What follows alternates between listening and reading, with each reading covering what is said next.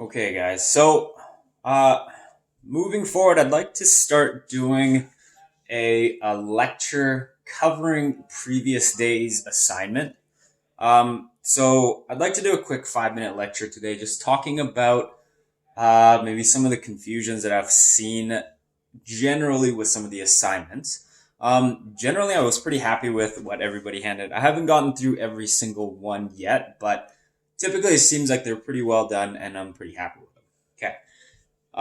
But there are a few things that I'd like to make sure that you guys understand with the starting off of the Cold War. The assignment where we're covering the Potsdam Conference, the Marshall Plan, and all that stuff. So the thing that you really need to understand for Cold War, first of all, is you generally need to understand the narrative. Okay, in terms of historical events, this is one of the ones that really would help if you kind of understood the historical context and how the events played out as a singular narrative.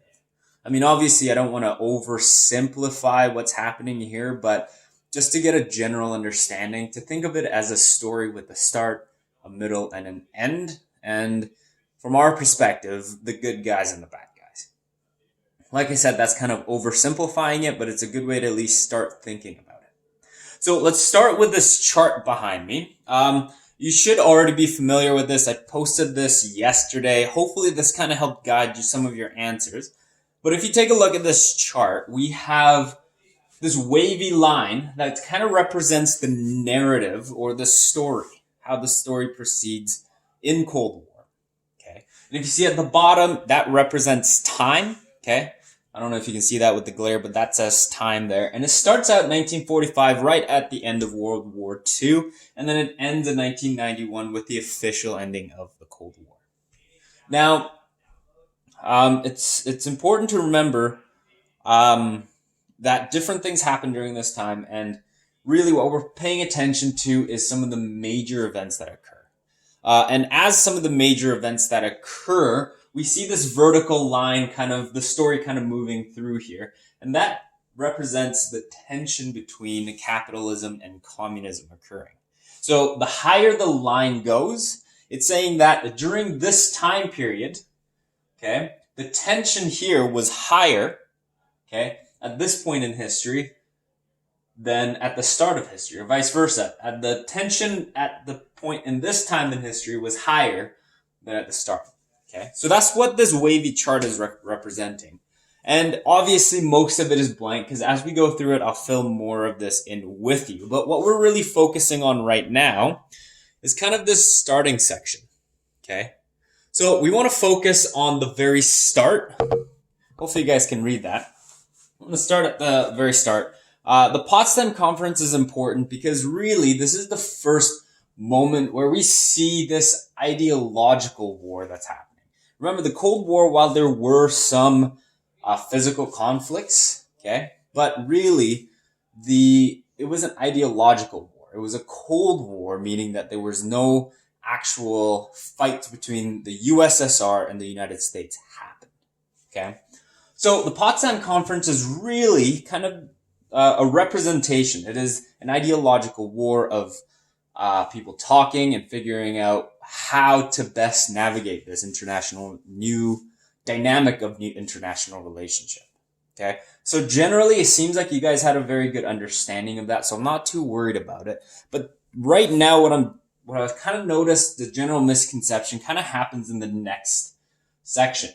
Okay, so if you take a look at this right there, it talks about the period in which the U.S. has the upper hand, meaning that the United States and the capitalist ideology currently in this context of international Cold War of ideologies, the U.S. has the upper hand.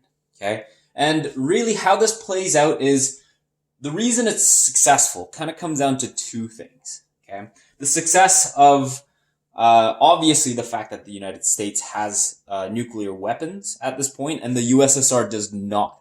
Okay, and that is the significance of 1949. When I asked what is the significance of the USSR developing their own nuclear bomb, it's significant because really it ends this period of US has the upper hand.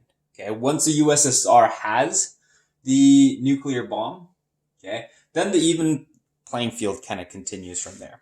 Obviously, it changes a little bit, but that's kind of the end of the US having the upper hand.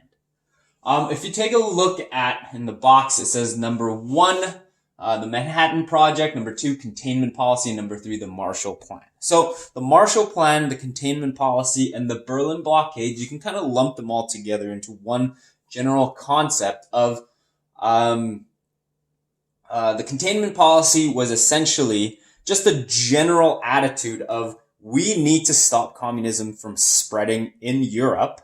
Okay, and this was a set of policies adopted by the United States.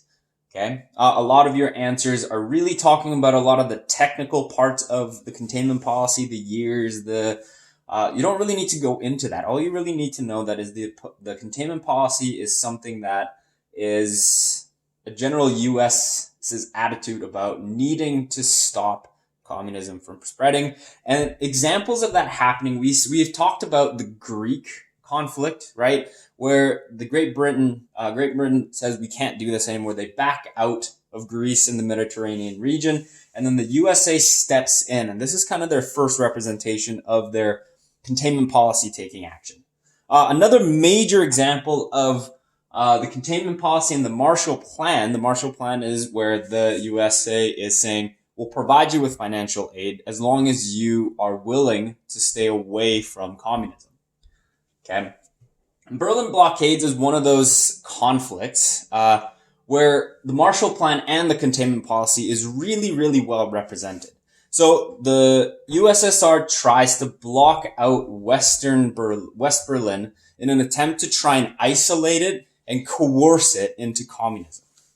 And at this point, containment policy of the United States states that we can't lose West Berlin to the communist influences. So therefore, we need to do everything we can in order to stop that from happening.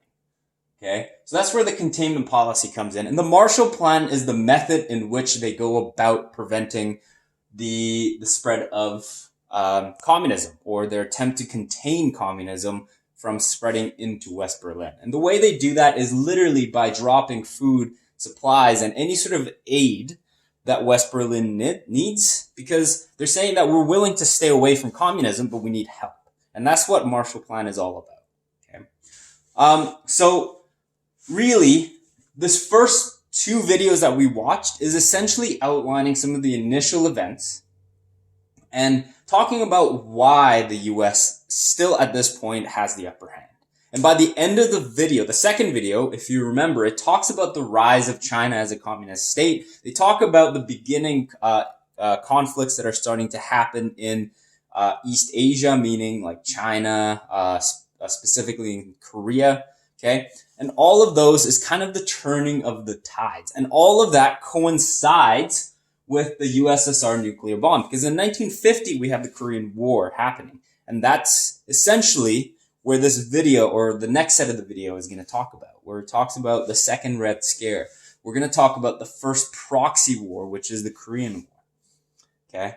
Hopefully that makes sense. I won't go too much longer. We're already at 8 minutes or so. So, hopefully that makes sense. Please feel free to contact me if you have any questions.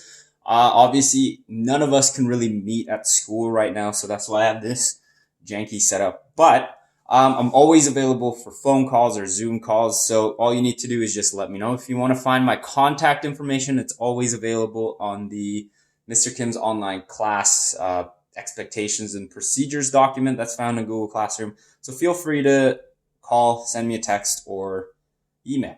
Oh, and some of you guys have already asked me, can I resubmit the assignment? Because I've marked them. I've kind of given you some questions to think about if you haven't gotten full marks on it. So if you would like to try and redo some of the assignments, resubmit it so that you can get better marks on it, you're always welcome to do that. And hopefully you can use my questions that I've posted as a guide to help you get more marks. Okay. Well, thanks for bearing with me here, folks. Let me know if you have any questions. Today we're going to be talking about just the one video, and I'll post that pretty soon, or I should be posting it at the same time as this video. So yeah, Good luck.